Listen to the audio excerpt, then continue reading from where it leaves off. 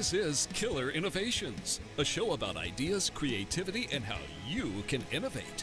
Welcome to the Innovator's Garage, where you learn to create your next game-changing killer innovation.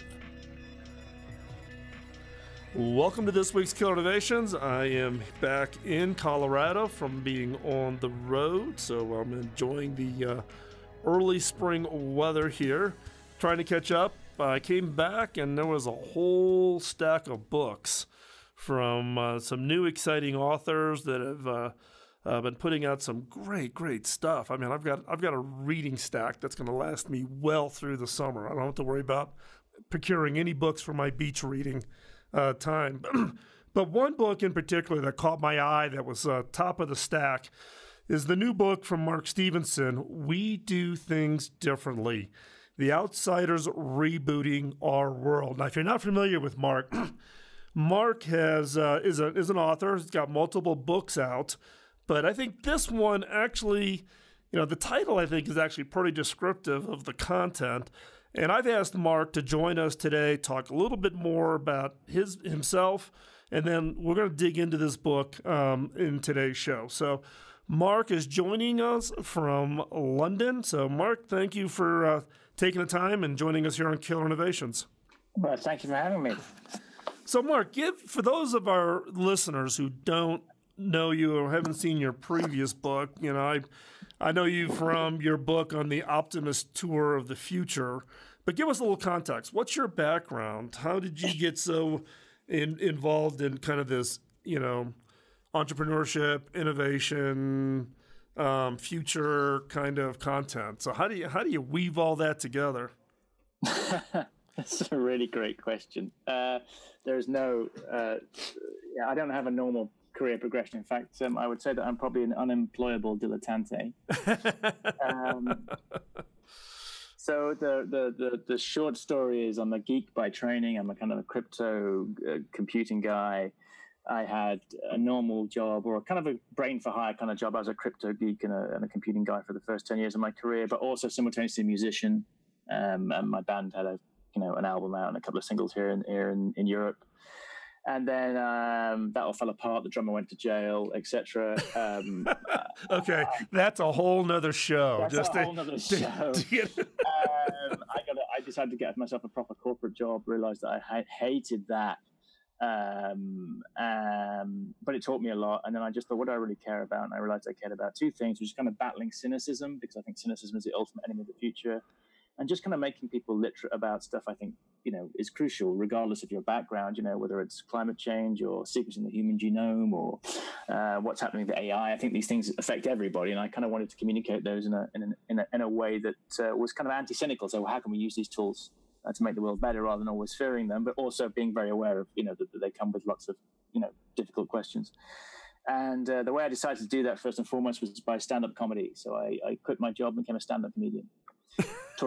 So doing gigs up and down the UK and in Europe, about everything from quantum physics to climate change to AI or genetics or pharmacology or whatever. Because my idea was like, this stuff is important to everybody, and yet most of this stuff is written by geeks for geeks, and I want to communicate it to everybody because I think it's important stuff. Did that for a year. As a result of that, got offered a book deal, which was my first book. That book did very well. It's 12 languages, I think, now. And then people just started, and the great thing about the book was it did what I wanted. It started getting read, not by geeks, although lots of geeks read it, but it started getting read by CEOs, investors, stay-at-home parents, teachers, a really wide cross-section of people said, wow, this stuff is interesting and kind of entertaining. And so that kind of just turned into people phoning up and going, hey, I read your book, changed the way I think about the future. Will you come and work with us? And so eventually I became, I guess, a futurist. That led to the second book, which I've written now. And so there's no qualifications for being a futurist, right? You just have to write something with the word future in the title, as far as I can work out. And that's how you become one. So yeah, well, that's actually quite funny. In fact, I was just at the TED event up in Vancouver, and somebody grabbed me by the shoulder and said, hey, have you met the new futurist for HP? I spent 10 years of my career as the CTO, and I'm like, okay, I wonder what his LinkedIn profile looks like. To be using the title of a futurist. Yeah, and there's really no qualification. And actually, I don't really like being called a futurist because actually futurism is very often associated with prediction, and human beings are very bad at prediction for a couple of reasons. First, they always, predict from within their own set of prejudices. They like to, kind of predict from their own frame of reference, whether it's Harry Warner saying, who's one of the Warner brothers in 1927 saying, who the hell wants to hear actors talk, through to the head of the Digital Equipment Corporation in 1977 saying there's no reason anybody on a computer in their home. I mean, these people, their business models predicate one thing and they predict into that kind of view. And the other reason is the second, third order, fourth order effects of any new innovation hitting society are too hard to predict. So internet arrives. It doesn't take a genius to predict email, but nobody really predicts social media. Nobody predicts the role of social media in spreading fake news and how that might affect our democratic process. So, that's why I don't really think of myself as a predictive guy, but what I do is I help my clients, I guess, become literate about the questions the future is asking them. And then I say to them, I don't know what the future is going to be because it depends how you answer those questions, but I'm going to try and encourage you to answer those questions in the service of making the world more sustainable, equitable, humane, or just. So, Mark, I want to back up a little bit. Because your first book, the title is The Optimist Tour of the Future. And you were commenting on the fact that,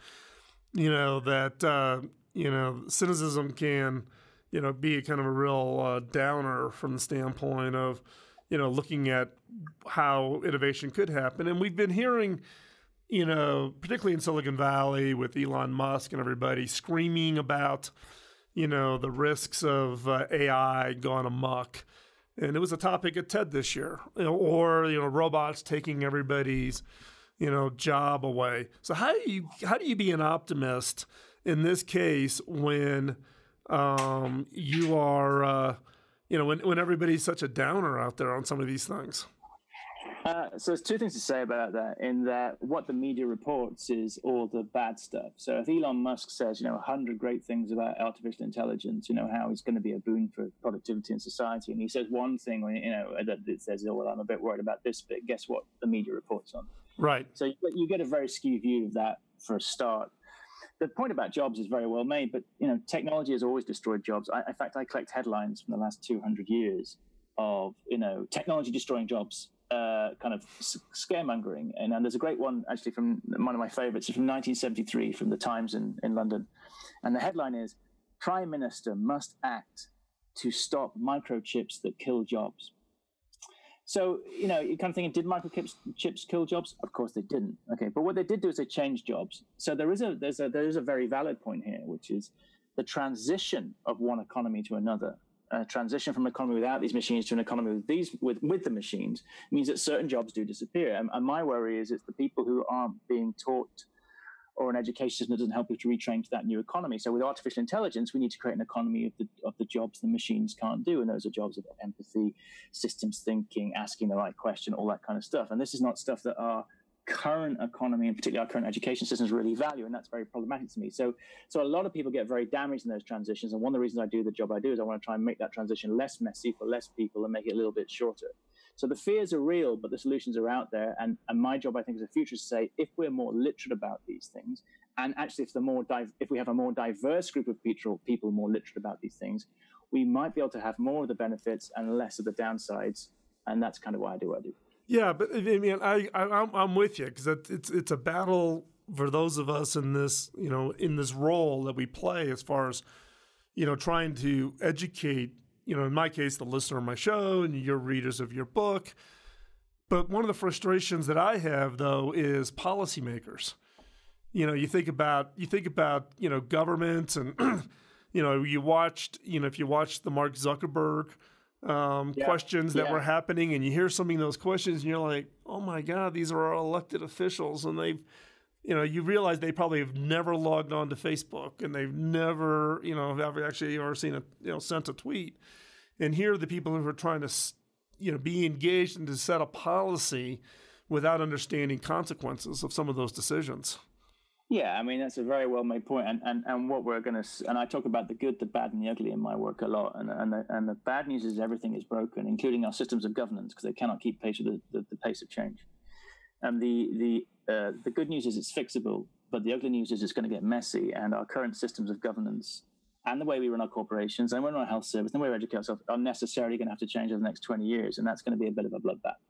And some nations will get it right. Estonia is starting to do some very interesting things in e-governance.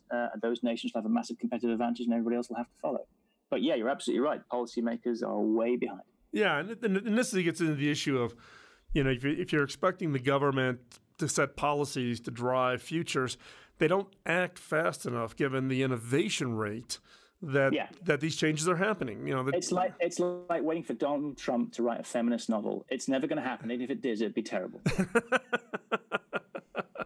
Hey, with that, we're going to take a quick commercial break. We'll come right back, continue our conversation with Mark Stevenson, the author of We Do Things Differently. And in the meantime, if you are a listener to the show and you want to check out the links that we're going to talk about today, hop on over to killerinnovations.com. And we're going to be right back after this quick commercial break.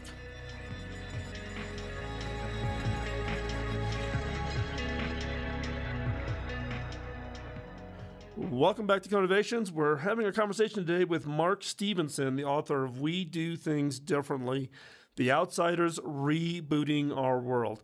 Now, Mark, as an author myself, there's always was, when I wrote my book, when it came out back in 2012, there was something in the back of my mind that was kind of triggering an interest. I'm always interested with authors of what was it? Was there one thing you came across or something that you just felt like you had to do this book? What was the catalyst for your new book?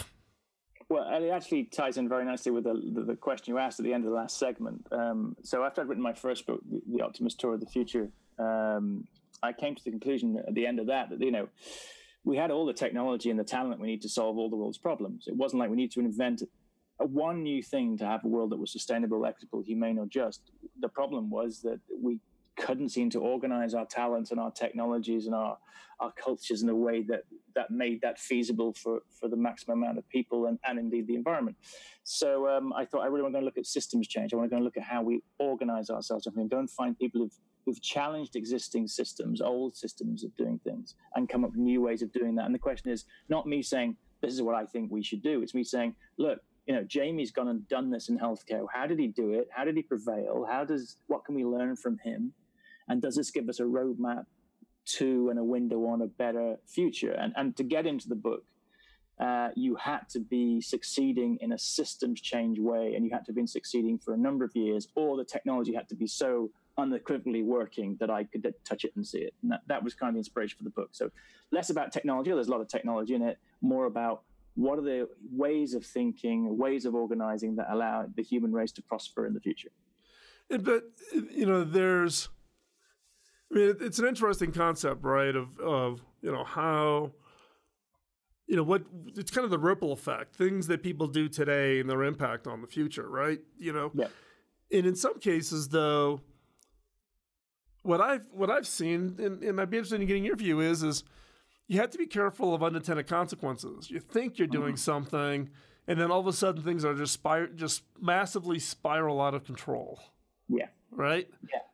And that's hard, but it's hard to think in those contexts, even in a systems view. And in many cases, I've seen a lot of innovators don't think about the unintended consequences of their invention. And you always have to ask the question, is every innovation or every action good just because you can do it? No, absolutely not. And one of the things another reason I don't like really becoming a futurist is because futurists are very often of the mindset that a new innovation or new technology is going to solve everything. Technology is the answer. And I'm always of the opinion that technology isn't the answer, it's a question. And it says, given this new technology, this new way of thinking, what are we going to do with it? How are we going to use it sensibly? And that does require systems thinking. So a really good example is, one of the motivations behind driverless cars is the idea that it will reduce car accidents because driverless cars are actually much safer. And every time there's a crash, that information gets fed back into the whole fleet. And, driving becomes as safe as, the absence of driving becomes as safe as flying is. And that's true. And I think that there's many good reasons why we should have driverless cars. But an unintended consequence of that, of course, is that we run out of organs for transplants. Another unintended consequence is that more abusive partners can get home drunk more easily, and domestic violence goes up. And the studies that already show this kind of stuff happening. So it's always about having that systems view. And in my work, I guess where I think my strength is that I will go into a technology company and I will talk about demographics, democracy, social justice, but I'll also go into a technology company and talk about those things. And I'll bring the technology into the policy making. Because look, if you're thinking about this stuff in isolation, you're going to make bad decisions. There will be unintended consequences, but let's try and make those less than we think if you're thinking systemically. And the problem with a lot of innovators, I find, and I say this as a huge fan of people with innovative mindset, is they tend to innovate within their own kind of little silo. I'm going to solve this one problem without necessarily thinking that by solving that problem, they're creating a whole bunch of others. And that's what I bring to the party, I think, which is, I'm as I said, an unemployable dilettante, a terrible generalist. But one of my clients says the great thing about you, Mark, is you're the grand question asker. So every time they're coming up with a solution, I'm going, that's great. I really like it. Here's 3 questions we need to ask to make sure we deploy that sensibly with the least impact harmfully and the most impact beneficially.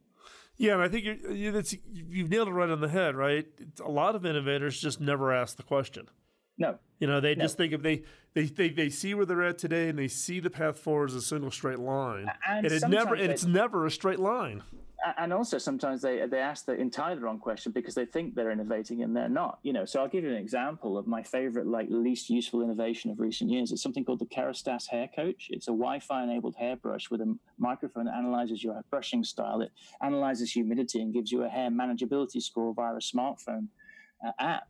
It's like, which question is that answering? And millions of dollars went into that. But you say, you laugh at that and you think, well, that's ridiculous. Then you go, well, iPhone X. Like, what question is that asking? Who needed that? What is it for? And the only innovation of any note I can find in the iPhone X is you can now have an animated emoji to express your inner panda. The only question it asks is how much more money can Apple take and put offshore? So there are large organizations that are asking dumb questions. And Apple is supposed to be an innovative company. Well, I don't see any innovation in the iPhone X. I'm more interested in things like open source drug discovery coming out of Delhi, where they're coming up with new drugs for tuberculosis for $15 million, as opposed to the $2.6 billion that the American pharmaceutical industry says it costs to make a new drug. That's innovation for me because it saves thousands of lives rather than saving, Apple a bunch of tax dollars. Where do I go with that? Given I used to work for a Fortune 5 company. But it is, the challenge is you talked about, the Bluetooth connected hairbrush, and there's been a lot of people, ranting on these Bluetooth toothbrushes, right? Yeah. But you're right. The question is, it's really the question, or it's the technology someone's developed and they don't have the solution. I tell the story, of a product at HP that a bunch of engineers developed. And when I looked at it, I figured out that the total market was 47,000 people. Why?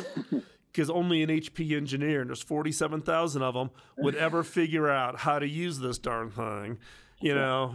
Everybody saw themselves as the representative example of a customer. And if you're in the technology world or in the innovation game, and you're trying to solve your own problem that you think, be careful. You're not the best representative example of a customer for it. And also the way that we are asked to, innovate, the way we work is we're motivated by a certain set of measures, and in some cases those are the wrong measures. It's like, how much more money can you make? Actually, well, you may be doing huge damage to the environment, which at some point society is going to have to clean up, and that's going to cost the economy more than your innovation contributed to it. There's a great quote by Eli Goldratt, a physicist who became a business guru in the 80s, said, "Tell me how you're going to measure me, but if you measure me strangely, don't be surprised if I act perversely." And many innovators act perversely because they're using the wrong measures of success. Yeah, perfect. We've on this show we've talked a lot about bad metrics. Be careful of what you measure because people will work to the measurement. We're going to take another quick commercial break. When we come back, we're going to dig into more of the content of Mark Stevens' new book, We Do Things Differently. So don't go anywhere. We're going to be right back after this commercial break. And also don't forget, all the links and notes will be over at Killer Innovations. So check out the show notes. And we'll be back right after this break.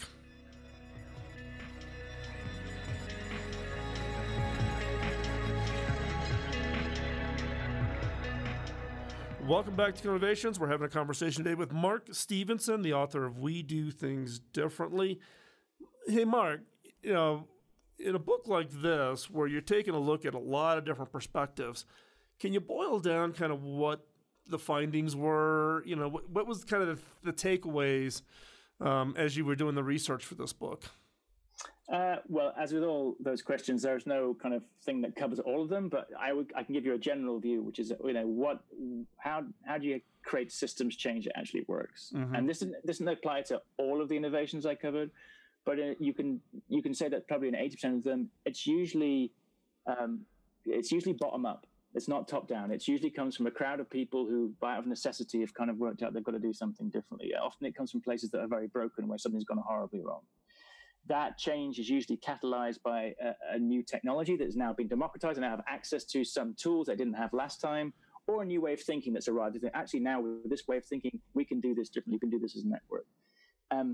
It's very often in the service of a new social contract. So people are kind of rejecting the idea of I'm just a consumer. I want to be a citizen now. I don't want to just be given choices. I want to make those choices. I want to decide what those choices are.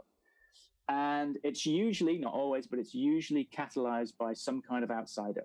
It's from somebody from outside the existing system. So if you look, for instance, at Patients Like Me, which is a patient network born out of Boston, that was created by Jamie Hayward, who's a mechanical engineer, because his brother was dying from ALS. Now, he's a mechanical engineer. He had no medical training, and it turned out that the network he created has more power than any drug ever created. So it's that kind of, that would be the jump. And the other thing I would say about all the innovators, which I'm sure is a theme that comes up on your show all the time, is that they had in almost Herculean levels of perseverance. The outside of the catalyst person, they had Herculean levels of I will just keep on going no matter what you throw at me. And usually it was because they had this very powerful extrinsic motivation, the death of a family member, or in Samir Brahmachari's case, I mentioned open source drug discovery before the break.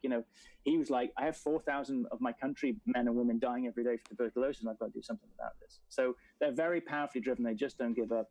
They use bottom-up systems, catalyzed with new technologies in the service of a different social contract rather than one of just making money, and they just keep going. So let's talk about each one of these a little bit. Crises. You talked a little bit about the fact that there was some kind of thing that was happening, whether it be a family member, that turns into a motivator. Yeah.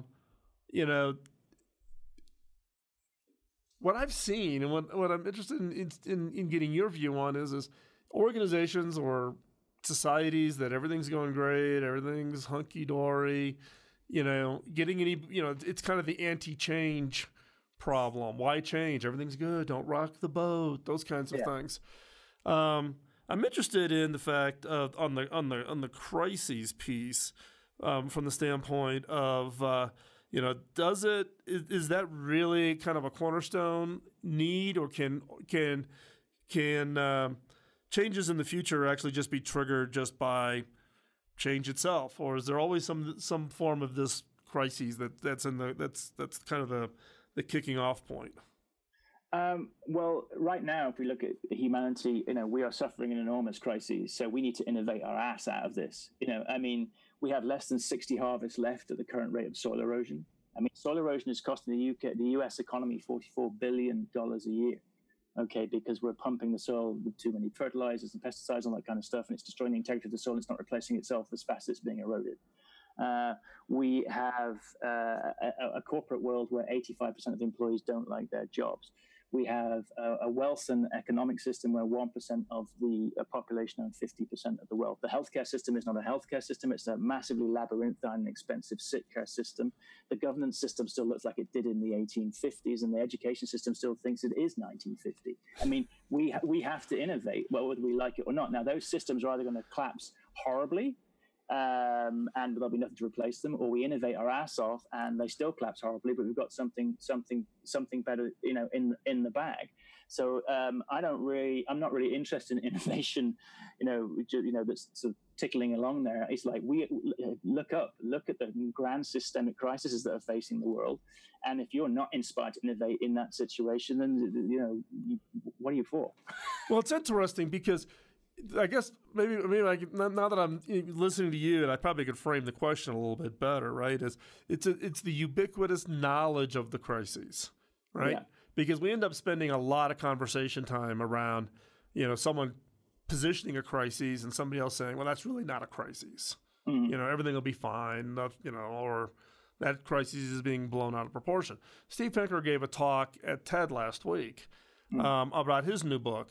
And I got a chance to spend a little bit of time with him, and his whole thing was, we claim these crises to try to get change going, but when you really look at some of the data, people are now throwing things around about there's no crises. You can't get to how do you agree that the crisis there is a crisis around something, and you get people, moving. Otherwise, you kind of get, half the people saying yes and half the people saying no, and then it has ramifications through policy and governments and societal's willingness to invest. That's a really important question. So, there's no point in making a crisis that doesn't exist, because at the end of the day, you just end up looking like a fool, and you wasted your career dealing with something that wasn't there. One of my sort of ways I research stuff is, and as you'll see from the book, I go and see. It's like, I don't sit in my room, and I'm a big fan of Steven Pinker. I have a lot of respect for him, but if I want to go and find out if there's a crisis in soil erosion, I will go to the places where they say it is, and I will talk to the scientists, and I will look at the soil, and then I'll go and talk to the people who are trying to fix it. One of my sort of ways I research stuff is, and as you'll see from the book, I go and see. It's like, I don't sit in my room, and I'm a big fan of Steven Pinker. I have a lot of respect for him, but if I want to go and find out if there's a crisis in soil erosion, I will go to the places where they say it is, and I will talk to the scientists, and I will look at the soil, and then I'll go and talk to the people who are trying to fix it.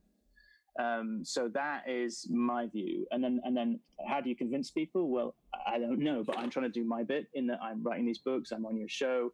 I'm just negotiating, I think, a very large TV series with a large American network to talk about the problems and the solutions mapping. So I'm trying to do that cultural thing that you are, which is saying there are real problems. We can innovate. And by the way, innovating is where all the fun is. I like to say that the people on the right side of innovation are trying to make the world better. These are the people I want to hang out with. They have more sex with more interesting people, go to more interesting parties, drink better cocktails. If that doesn't want to get you on the right side of innovation, I don't know what will. And you're exactly right, though. I mean, it is about don't do the false crises, but when there is a crisis, we do need to rally, and we've rallied, right? We solved the polio vaccine. We've solved, the invention of antibiotics to minimize deaths. We're never going to run out of these challenges. And that's human ingenuity has allowed us to solve the problems now. The key is where do we focus? And I think that's what your book does a really good job of positioning on is, what are some of those problems that we should be thinking about those innovations on? And what are other people doing and motivating people to think, to innovate and solve some other problems or issues? Yeah. And the other thing I would say is that solving these problems is not an overnight thing. There's a kind of a cult of innovation that says, we'll flick a switch and technology will save it in the next 6 months. And actually, we're thinking about what's wrong with the education system or the food system or the energy system. This is a generational shift. It's going to take 30 years. And, as I say, the good, the bad, and the ugly, the bad is it's broken. The good is it's fixable. The ugly is it's going to be a messy 20 years. Yeah, that's a good point. I mean, in fact, in my book, I got asked to innovate K through 12 education in the United States. Yeah. If anybody ever offers me that project again, I'm going to run for the hills. So, so Mark, as we wrap up here, I want to thank you for spending the time with us. If people want to find out more about you and your books, what's the best coordinates for them to track you down at? I guess just my Twitter handle, which is @OptimistOnTour, or my website, which is justmarkstevenson.org, and that's Stevenson with a V. Yeah, STEVENSON, and we will be we'll have all those links up on the show notes over at killerinnovations.com. And so the book's out. How long has the book been out? It's actually pretty. It's been out since January in the States, I think. Okay, yeah, I was gonna say. It came in while I was on the road in my mobile studio. So, hey, Mark, everybody, check this out. Go find it. I'll have the links up on the site. You can go get it over at Amazon or any of the booksellers and check it out. I think it's a real eye-opener and definitely gives you a different perspective. And again, Mark, thank you very much for taking the time out of your schedule and connecting with us from London. And with that, we're going to wrap up this part of the show. And don't forget, we will have all the links, coordinates, show notes over at killerinnovations.com. And if you have a guest who you think would be great on the show, drop me a note at phil@killerinnovations.com. Don't go anywhere. In the next segment, we will share another one of the 5 minutes to new ideas exercises and questions. So don't go anywhere. We'll be right back after this quick commercial break.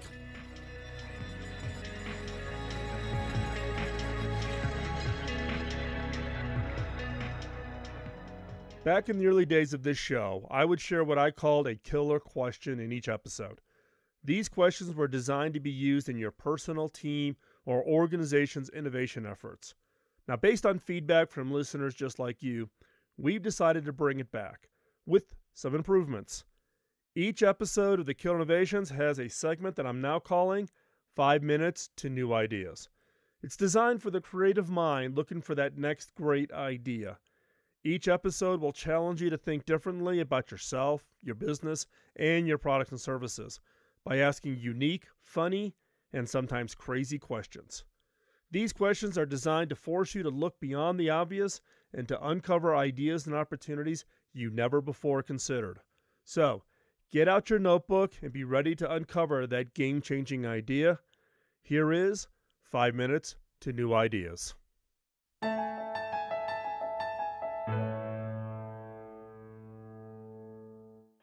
No matter what business we are in, we're all fighting essentially the same fight. Designing a product that a customer will prefer or even crave over the competition.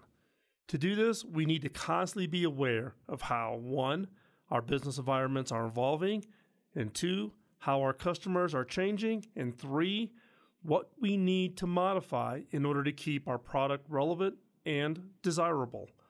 My guess is that you are watching and tracking what your competitors are doing. And that's good, or even great, but not sufficient. You can't just look at your competitors to get a sense of how you are faring in the global business space. To win, you need to take the time and look at other businesses, other industries that have similar key elements in common with you. I've spent my entire career in the tech industry, and for my other industry, I found the airline industry endlessly fascinating. It, like the tech industry, has gradually found ways to make its core products less expensive and more accessible to the general public. However, in return, their customers have had to accept a vast reduction in services and expectations. It's an interesting seesaw between what the customer truly wants and what they are willing to give up in order to get it. In the center are the core essentials.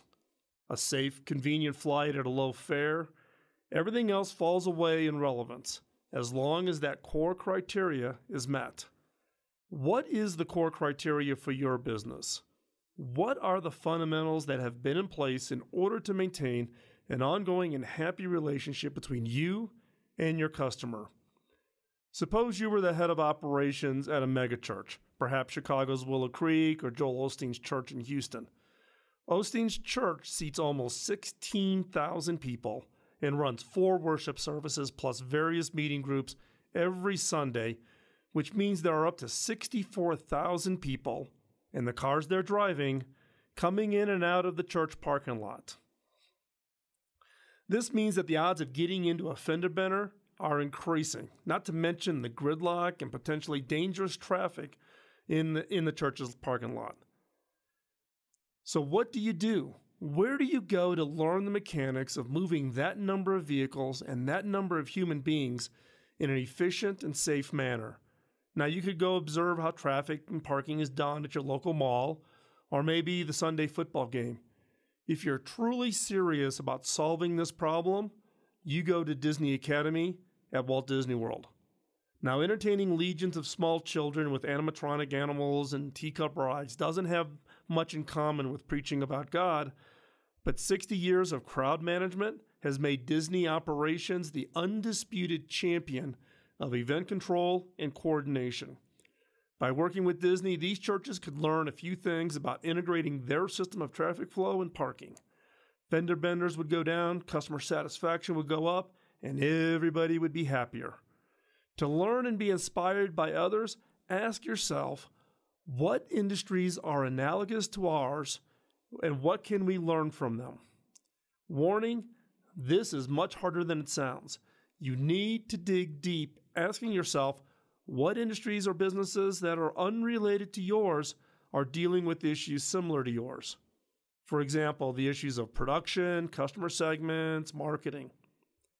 Next, what are the lessons learned in terms of the push and pull between where those businesses are succeeding and where they are failing? And also ask yourself, what are some of the non-business examples with similar issues to you?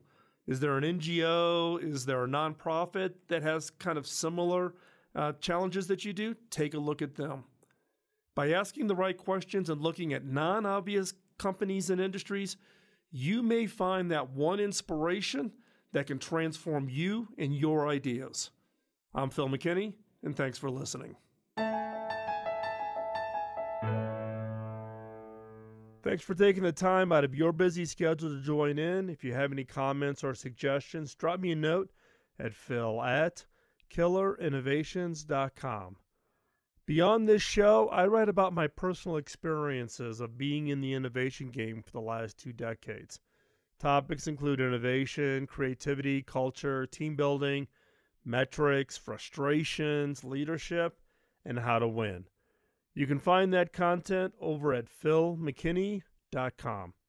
You can also find out information about my book, Beyond the Obvious, including extensive excerpts over at beyondtheobvious.com. You can find hardcover, digital, and audio versions of my book on Amazon or wherever you get your books from. Now, the reason I started this show back in 2005 was to pay back my early mentor. My first mentor, Bob Davis, invested an immense amount of time in training and coaching me, which had a major impact on my career. When I went back and asked him how I could pay him back, he laughed and said I couldn't. I had to pay it forward. If I could ask for a favor, could you help me pay it forward? How? 1, by giving us a rating wherever you get your podcast, as that helps spread the word. And 2, by telling others about the show. If you want to be part of the conversation between the shows, I hang out in the Innovators community on Slack. The Innovators community is a private community of vetted innovators who help each other succeed. Check it out at theinnovators.community. This episode of Killer Innovations was produced by the Innovators Network. You can find the show notes and the entire show catalog going back to 2005 at killerinnovations.com. I'll talk to you next week, and in the meantime, go out and change the world with your killer innovation. Bye-bye.